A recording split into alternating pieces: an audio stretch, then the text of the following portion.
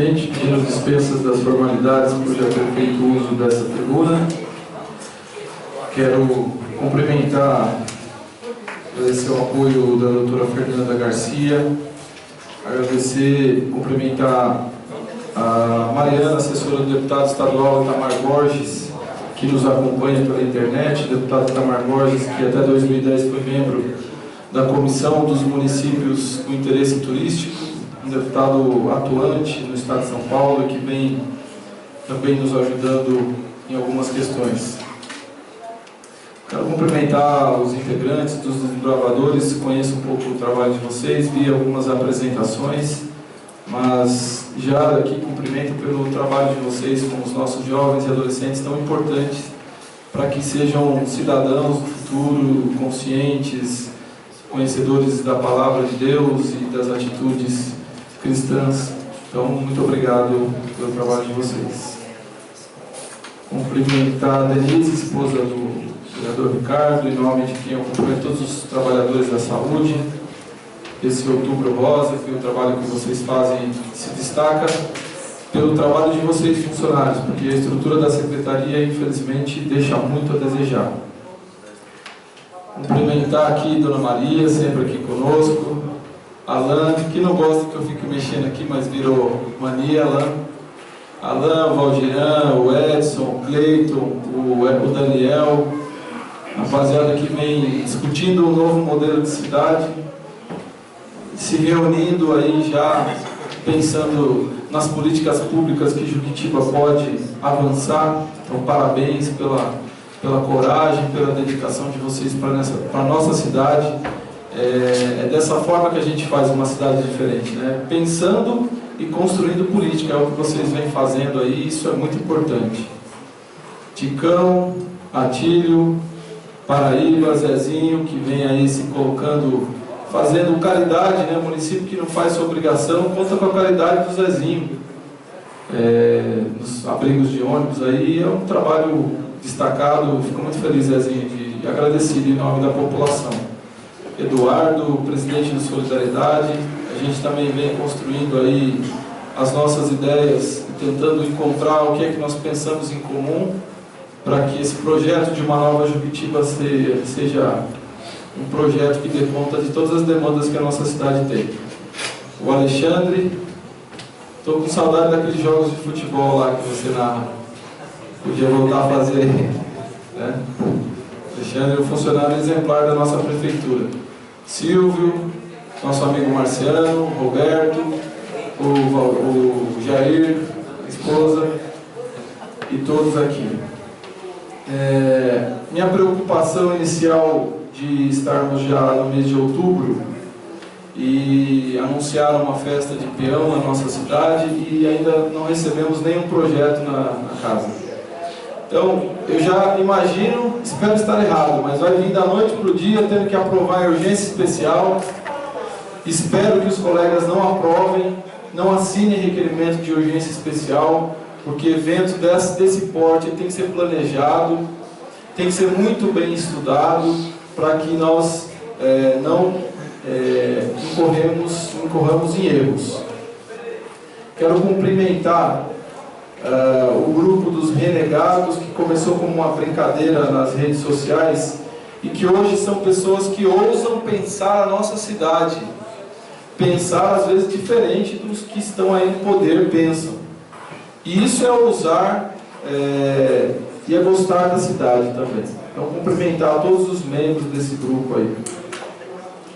Ontem eu estive na Assembleia Legislativa do Estado de São Paulo. Houve uma mesa redonda que discutiu a crise hídrica no nosso país. E é um tema muito grave e, ao mesmo tempo, ignorado pelo governo, pelo governador, pela Secretaria Estadual de Recursos Hídricos, pela Sabesp, pela Secretaria de Meio Ambiente. Nós temos no nosso estado se agravando. Hoje o sistema Cantareira está operando no seu nível mínimo e já está sendo discutido a renovação da outorga da captação de água lá. E para nossa surpresa, para minha surpresa que lá estive, essa renovação de outorga lá do sistema Cantareira já conta com água da nossa bacia do Ribeiro de Iguape. Eles já estão contando lá, na renovação da outorga dele, com 6.400 litros de água por segundo da nossa bacia hidrográfica. E o que nos assusta é que especialistas eles preveem para 2045 uma seca na nossa região, nas nossas cidades que compõem essa bacia do Vale do Ribeira. E isso sem contar com a água que está sendo prevista para ser retirada dos nossos rios. E não existe no governo do Estado de São Paulo nenhum projeto de recuperação e ampliação dos mananciais.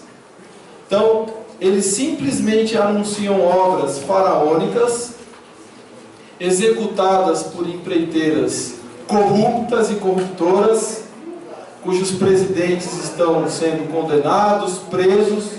Então a gente sabe, pela experiência que aí é mostrada, que essas obras, o interesse delas é no recurso financeiro, porque a Sabesp é uma empresa que tem todo o know-how para executar essa obra. Não havia necessidade de se fazer uma parceria público-privada com a Camargo Correia e Andrade Gutierrez para executar essa obra. E uma obra que diz respeito às leis ambientais, que diz respeito à Constituição do nosso Estado, que diz respeito à nossa lei orgânica, porque a represa Cachoeira do França, na lei orgânica do nosso município, era patrimônio natural municipal. Então, como é que o governo do Estado, da noite para o dia, para corrigir uma incompetência dele, uma incompetência de uma empresa que desperdiça 30% dos recursos de água do nosso Estado. Para corrigir essa incompetência, eles vêm aqui, invadem os nossos mananciais, que nós preservamos e preservamos a vida inteira, ao custo do desenvolvimento da população, ao custo da nossa qualidade de vida, ao custo do município ser miserável.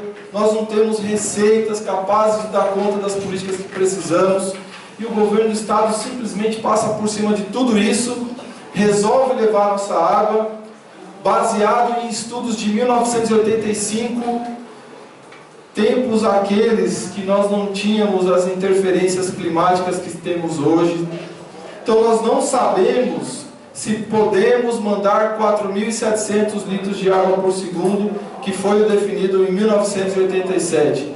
Quanto mais sabemos se podemos mandar 6.400 hoje, que é o que ainda não foi aprovado, mas o que a Sabesp já conta como certo lá para o PCJ, a bacia lá do Cantareira. O Comitê de Bacias Hidrográficas, que é o fórum que nós devemos participar, ele é totalmente aparelhado pelo Estado. A Sabesp, o DAE, a Secretaria de Meio Ambiente. E a população muitas das vezes não participa. Então eu tenho uma grande preocupação, e ontem nós dividimos essa preocupação com o Ministério Público Estadual, a doutora Alexandra e a doutora Sandra do Ministério Público Federal, que estiveram presentes, se mostraram atuantes, estão elaborando, existem diversas ações civis, e uma delas é pela compensação financeira aos municípios produtores de mananciais.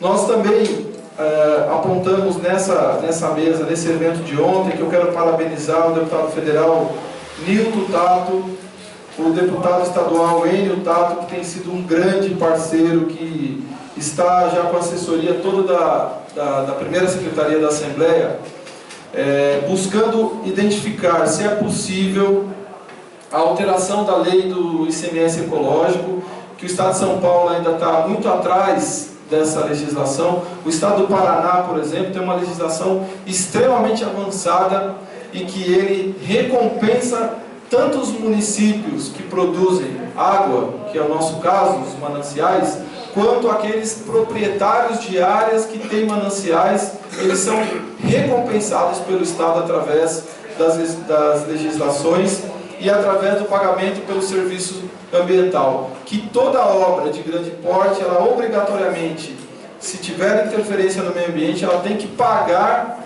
serviços ambientais para preservação onde existem áreas preservadas. Então, o Enel a gente vem dando uma abertura muito grande para a gente fazer essa discussão no mandato dele de deputado estadual, e nós estamos construindo, pela iniciativa da Assembleia Legislativa, através do mandato do Enel, uma legislação alternativa para o cumprimento da Lei 9.146, que nunca foi cumprida pelos governadores, que nos dá o direito pela compensação. Então, o deputado Enel está com a assessoria nos apoiando nesse projeto, juntamente com o Marcos Martins, deputado estadual, a deputada Ana do Carmo e o deputado correligionário do vereador Marcos, Beto Trípoli, presidente da Comissão de Meio Ambiente da Assembleia Legislativa, que te mandou um abraço.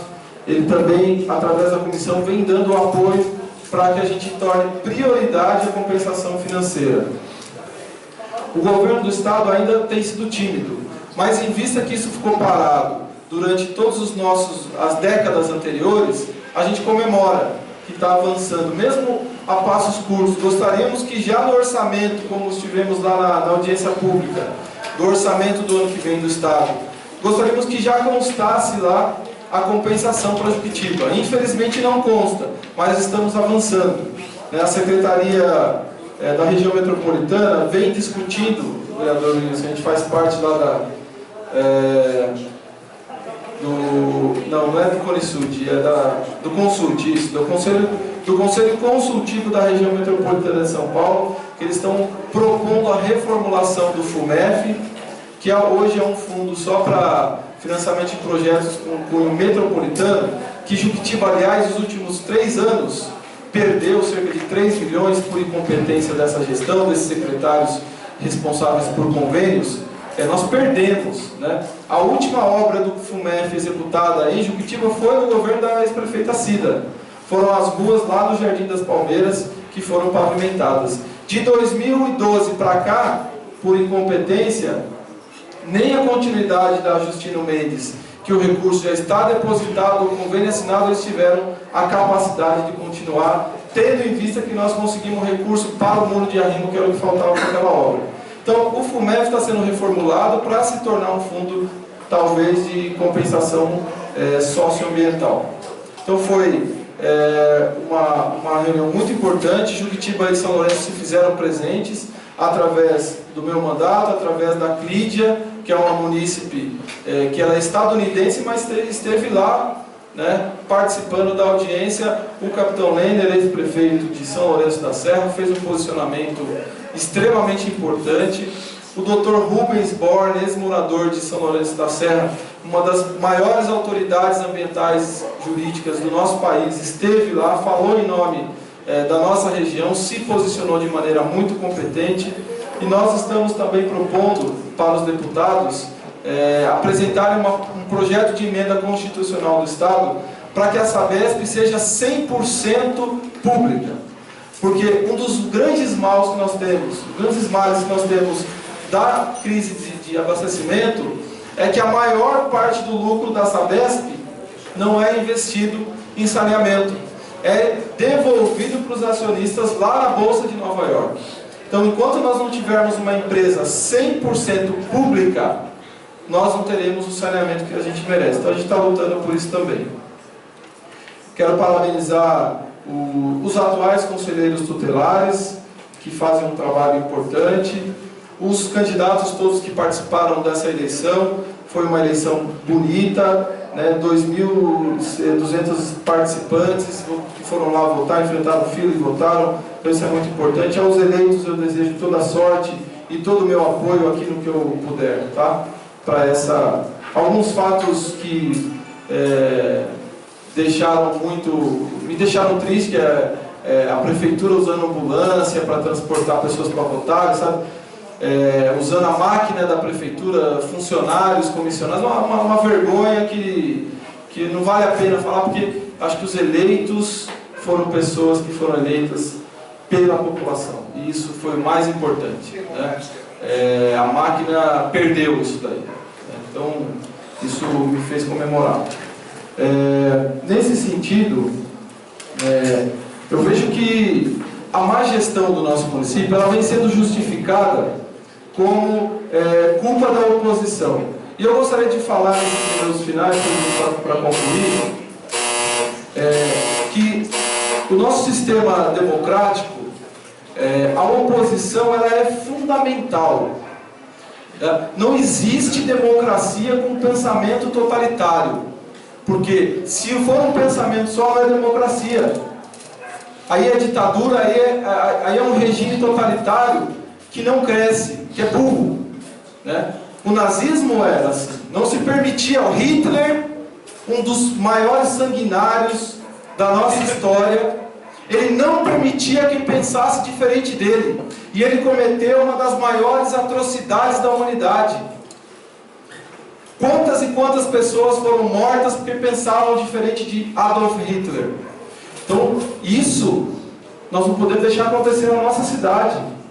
Porque a semana passada um jovem foi demitido da prefeitura porque ele não concordou em ser obrigado a ir às redes sociais para defender esse governo. Então o prefeito, através de um aplicativo de celular, obrigando as pessoas a irem às redes sociais para defender esse governo. Enquanto ele deveria, através do seu trabalho, motivar as pessoas, o líder, ele não se impõe pelo autoritarismo. Ele conquista a sua autoridade pela sua competência de liderança. E nós estamos retrocedendo, porque o jovem foi demitido, é pai de família, tem um filho de 2 anos de idade, que depende do seu salário para se alimentar. E porque ele pensa diferente, ele foi demitido do serviço público da nossa cidade. E os outros funcionários estão sendo coagidos, obrigados a irem às redes sociais para defender um governo de Facebook. O nosso governo é um governo de Facebook, de fotos. Nós não podemos admitir esse tipo de posicionamento na nossa cidade, né, no século de hoje, em que tantas pessoas morreram para conquistar essa democracia, e vir pessoas desse tipo jogar isso no lixo. Eu vou concluir dizendo que governo inteligente, governo que é inteligente, ele ouve a oposição para ele corrigir os seus erros. Governo burro persegue a oposição, porque não tem competência para avançar e falta humildade. Falta humildade a esse governo para procurar as pessoas que realmente conhecem, que gostam dessa cidade, que querem ver essa cidade avançando, se desenvolvendo com um futuro melhor para as nossas crianças. E para finalizar, eu tinha muito mais coisa para falar, mas infelizmente não dá. A história, uma das histórias mais famosas, ela completa 185 anos, que é Alice no País das Maravilhas. E aqui nós vivemos Francisco na Cidade das Maravilhas. Só existe no cérebro dele e na cabeça dele. Porque na população, nas ruas, nós vemos o sofrimento. Então eu espero que, nesse 1 ano e alguns meses que ainda restam a essa gestão, que é muito duro, difícil ser vereador com gestões assim. A gente que busca recursos, mais de 2 milhões de recursos para a cidade, e a gente não vê os investimentos. Então eu torço para que a humildade seja o principal sentimento desse governo, e que nós possamos sentar juntos aqui, né, e construirmos esse 1 ano e meio, um ano e pouco que falta, né, de uma cidade mais justa, mais democrática, que respeite as opiniões. Esse é o meu sentimento. Muito obrigado. Desculpa eu ter presente. Senhor presidente, eu poderia só